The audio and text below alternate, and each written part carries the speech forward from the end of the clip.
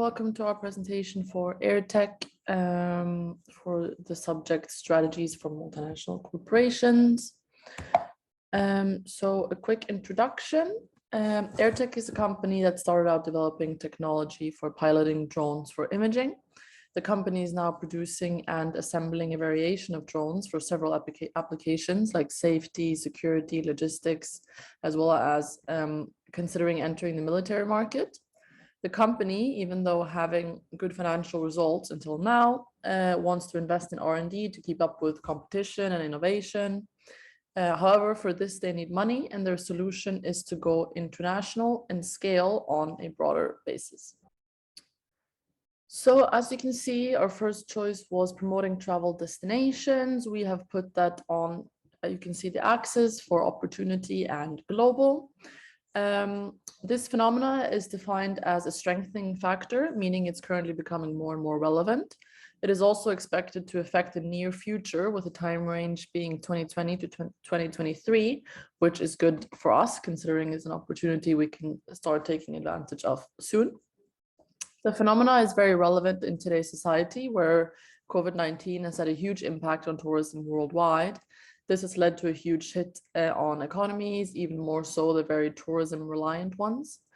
Spain is a great example of this, where travel and tourism contributed to 14.6% of GDP in 2019.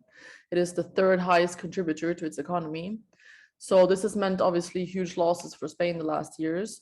However, now as COVID vaccines roll out, countries are gradually reopening, and they really want to attract tourists to get this contribution to their economy back. It is stated that the phenomena that the countries have experienced larger growth due to this type of marketing from multinational companies, that it's helped tourism. The power of media and advertising has become more and more significant and stronger.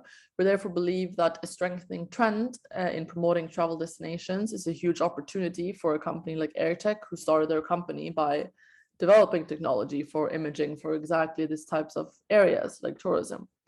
The tourism market is therefore a great way to also expand internationally, to do it for different countries, different regions, while not having to spend much money on, entering a completely new area or investing in new technology.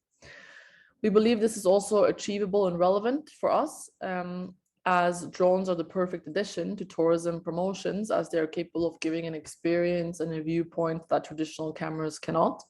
A bird's eye view of destinations, monuments, and landscapes. So the company would then start by researching the market and look for current opportunities, what multinational companies are currently partnering with what countries or regions, what videos are being made, what are gaps. And the actions the company should take would be to contact some multinational companies and try and make a partnership with them in making these promotions. And attracting the attention of these companies could also be done by, for example, making a sample promotion, which would display, the technology, all the qualifications and the potential of the existing technology, and how it could elevate their videos, their tourism videos.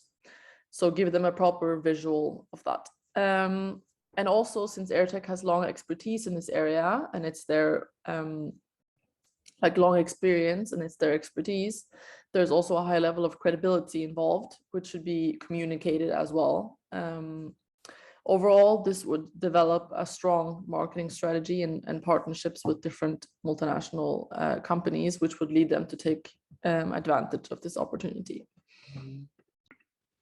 Hi, so our next slide and next opportunity is military and police drones. So we thought this was a very big opportunity, as seen in the graph on the right, and it affected not only a local population, but also the global population. So the period that it will last was 2021 to 2024, so the next following years. I wanted to start with a little bit of background information. So in the past 10 years, a lot of police and military casualties have been reported during operations. And so due to that, now drones have improved massively in terms of technology. which has then made them cheaper and more accessible for everyone. So, and they've been used now in investigations and scouting, and as will be said later in the military portion of the impact, drones as a weapon. So in terms of police, so just as public safety, so a good example would be drones getting flown into operations beforehand, even if they were for medical reasons. We had a good example in the portfolio that was sent to us, where a drone is sent in and put on someone's chest that's unconscious to see if the person is doing all right in a health wise.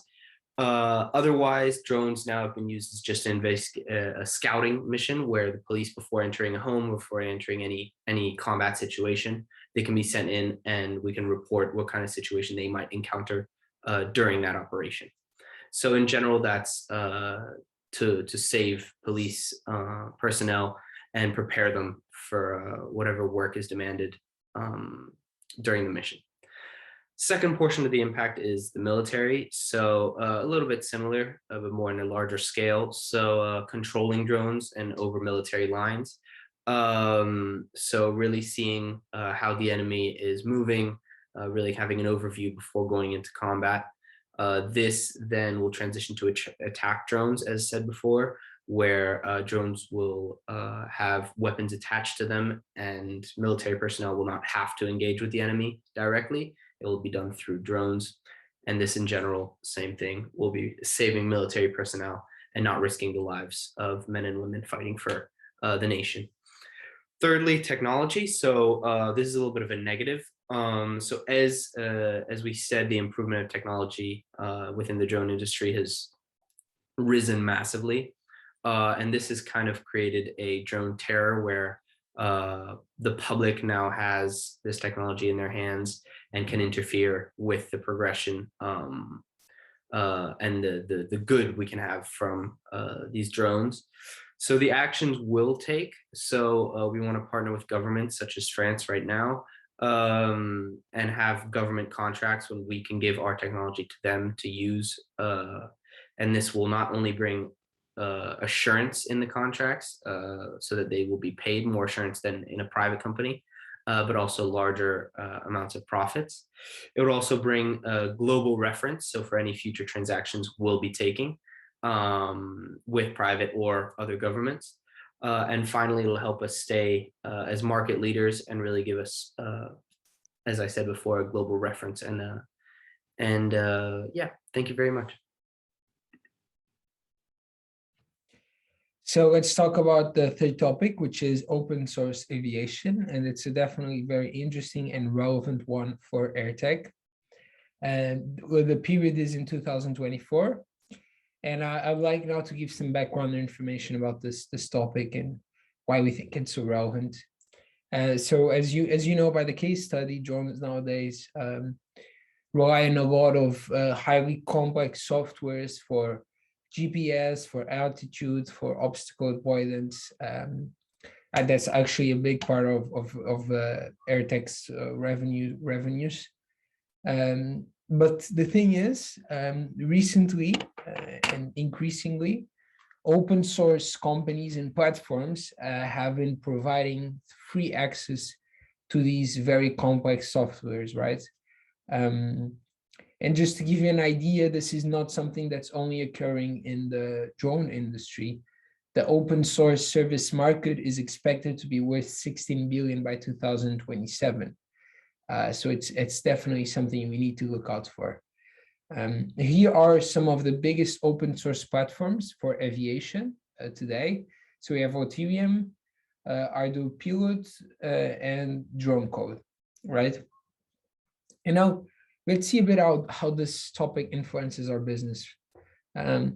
Interestingly enough, we think that this is definitely from a global perspective, but as if it is a threat or opportunity, we think it's in the middle, because it can both be a threat and it can be an opportunity, depending on how we deal with it. So let's maybe start with a threat. As you know, AirTech recently acquired some companies in the same industry. So it did some vertical investments in software companies and in drone manufacturers. And the truth is that these investments can become irrelevant, because if we invest on a software company that makes software for drones, and then an open source platform shares the same software but for free, it can definitely make our investments irrelevant. And then the second issue, which is not so direct, but we definitely see it as a threat, is the lower barriers to entry. As you know, these kind of industries, they require an intense investment in the initial stages of the company. And with open source aviation, that's not true anymore. Anyone can start a drone company, since they all have access to pretty much the same resources.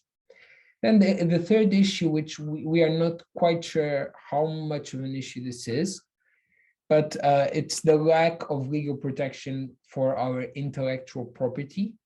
From the case study, we don't know exactly what kind of protection we have over our intellectual property, but it can definitely be a threat that if we don't have the proper legal protection, our business might be at very high risk, right?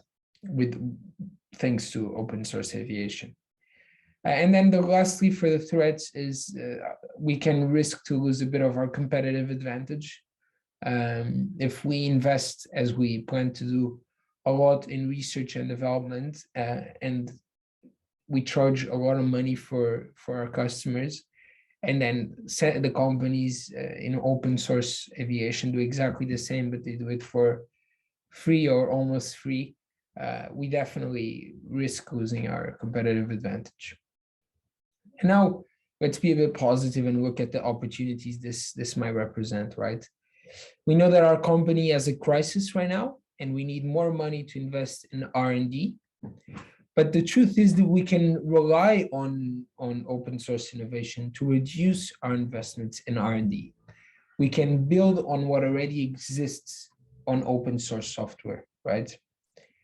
The second opportunity that we saw was use the knowledge that we have of the industry and the position that our brand has to create our own open source software business, of course, for drones. The last two, these are, I think, are particularly interesting, is that we can really take advantage of open source to increase the quality and the level of technology in our drones, right? And lastly, and I think this is the most positive opportunity, is as we read on the Futures platform, open source aviation is actually boosting the demand for drones as an whole, not only open source drones, as an industry. So this can definitely be a very good opportunity for AirTech. But what about actions? Well, first, we need to make sure that we intensify our legal cover, and that we have our intellectual property completely protected, rather by creating patents or copyrights, because actually in the future, this might also become an important revenue stream, right? Then the second one is definitely trying to utilize open source aviation to reduce our R&D costs. And finally, maybe this is a bit risky, but as we said in the opportunity, consider creating our own open source software business, and collect revenues from a provide pay support system. So basically, we'd put our code and our knowledge in the platform, and individuals would have to pay a very small fee to access the information, like majority of these businesses do, right? The fifth phenomena we chose is drone terror. Drone terror would be a global threat for our business. And some background information in this topic is that lately drones have been used as weapons. For example, the assassination of the Iranian general in Baghdad in January 2020.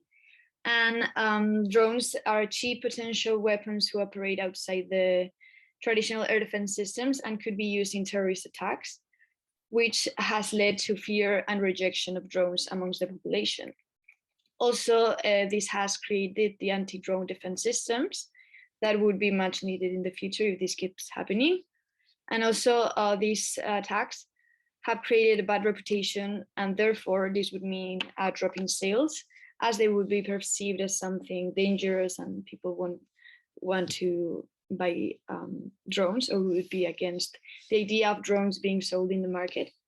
And this would mean that expanding to new markets and regions would be very difficult. And there are some countries who have already banned drones. So this would mean a very big threat for the company. Some actions that we could implement is the implementation of radar systems in the drones, so they will be trackable. And if something bad happens, or if people are using them for bad purposes, they could be taken down. And also maybe apply near future laws or requirements for the use of drones. But this phenomena is something very bad for our company, and it's a huge threat. And trying to keep up against it would be difficult and a challenge for the company. So now, in terms of collapse of the Eurozone, to get some background information, the period that is estimated for this would be from 2024 to 2028, which we consider an intermediate in terms of in terms of impacting the company. The background information to catch up is that the Eurozone has a difficult recovery and is still not fully recovered from the debt crisis in 2010.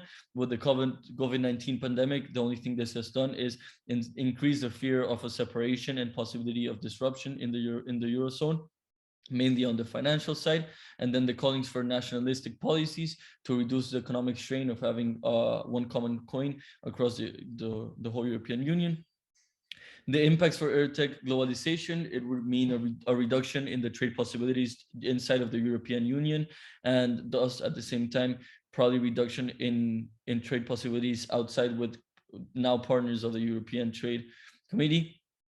At the same time, there may be complications while trying to approach new markets, as we don't have the openness in terms of trade and other agreements with that countries have with the European Union. And finally, the financial stability this could create in countries such as our home country, which could also be a concern for the local side. Now, the actions that we recommend for ERTEC to conduct are the following. One, generating awareness and brand value across Europe.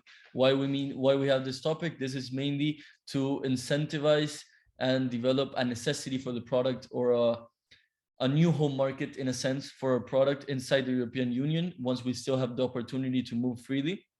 And then expanding manufacturing zones outside of Europe, mainly to mitigate the possibilities of trade constraints due to the collapse.